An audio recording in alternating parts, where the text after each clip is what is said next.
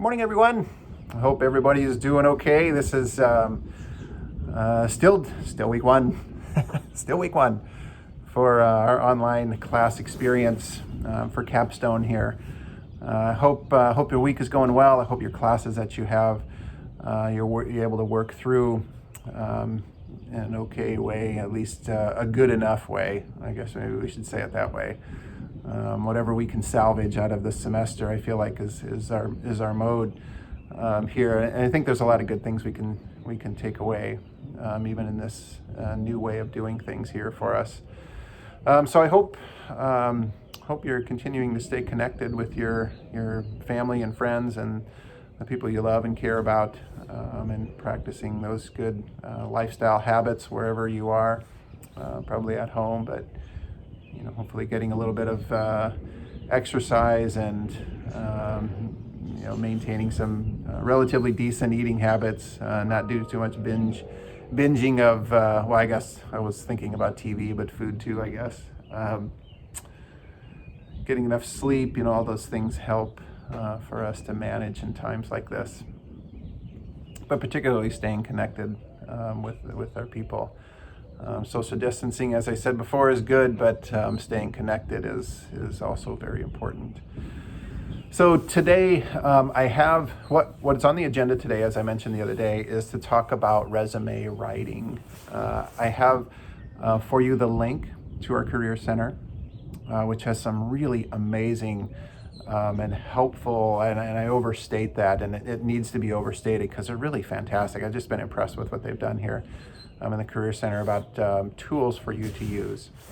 They have a booklet that, of course, I have a hard copy of it, but they have this in electronic format on the website also. But the link that I sent you within the Career Center is straight to the page on resources for students. I've got it up on my computer. So it has career and academic exploration, resume and career correspondence, networking, interviewing and negotiating, internship and job search, graduate and professional school link, international student resources, career programs and courses, and student outcomes tabs on there. So particularly, the ones that we're talking about today is in the resume writing part of it, resumes and career correspondence.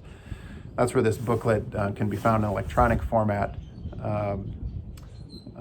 So you can kind of follow, not necessarily follow along with what I'm saying here, but look at it as I'm finished speaking here. So it'll help you to develop your resume. If you don't have one developed already, it has great tools on how to start. So it goes through and steps you through what is the purpose of your resume, and a whole list of descriptive verbs that are really helpful. Sometimes it's hard to think of those things as you're trying to describe your experiences and so forth, and some really practical tips on what font style to use and size and format and length.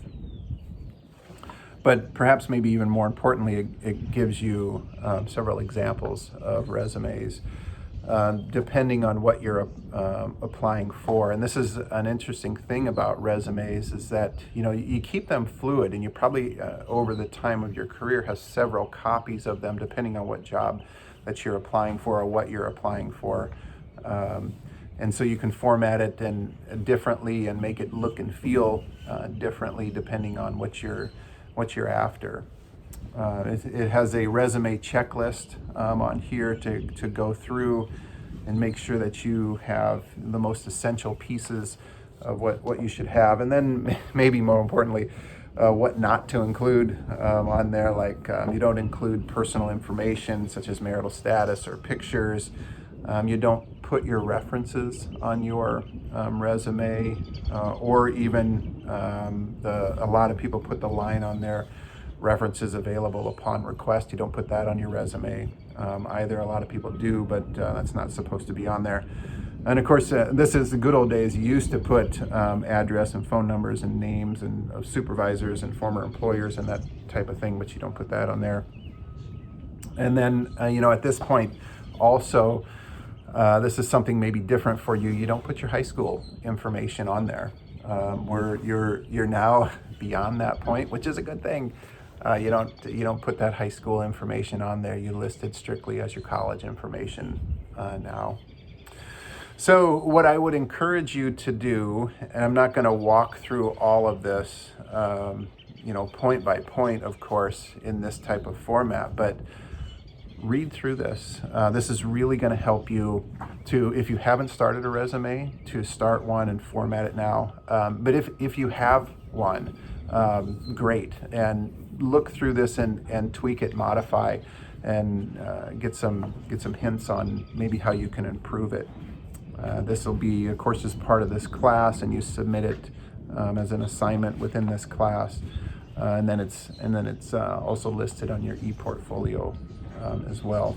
The other thing that this booklet contains, which is great, is some information about cover letters. Really, really important on how you structure them, what you put, what kind of information you put on there, and how what kind of tone that you use when you write a cover letter.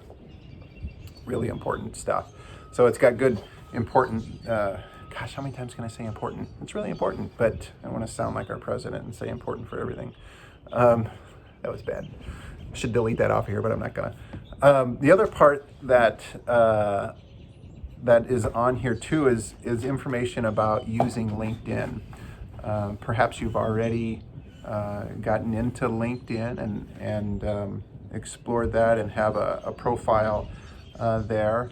But if you haven't, consider doing that. It's the professional social connection piece there, where you start building your network of people, start showcasing some of the things that you can do, and look for jobs. Or we use LinkedIn within our master's program to see what type of health coaching or how many health coaching jobs are out there. So it's a place to go explore and apply for jobs there too. So this booklet has great information there. And then finally at the end, it has job search resources for you. So, identify where to find jobs. So Jobs for Jays, of course, is on there. Chamber of Commerce, Human Resources. And then it gives several sites: Career Link and Career Shift, Indeed, Simply Hired, Career Builder, College Grad, Vault.com. All of those are great resources on here. So this is just, again, one resource within the Career Center's list for student resources for students there. One of the other things too to look into, and it's kind of fun to look through, but also very practical too, is they have a piece if you're interviewing for a job, and how you go about interviewing, how to dress, how to act. If you're going for lunch or dinner, how to do that. It even goes through, which fork is the salad fork. Really good information to know. So spend some time looking through that. It's a resource for you that is invaluable for Creighton students and Creighton alumni. And one of the things that I've said before, and just wanted to reiterate this, is that our Career Center can help you to do job searching and create a strategy. And not only now, but they're always there for alumni. So, in the future, if you're looking for a career change, you can go back to our Career Center as alumni and have them help you. Whether they can do review your resume and see see if there's anything that can be improved on. They can do mock interviews for you. So you can go in and dress up like you were dressing for an interview, and they'll walk through the process with you, and they'll act like they're interviewing you, so you can practice before you go for an interview. All great stuff. So anyway, give it a look, and I look forward to seeing what your resumes look like when you turn them in for class. And if you have any questions, let me know. Thanks all.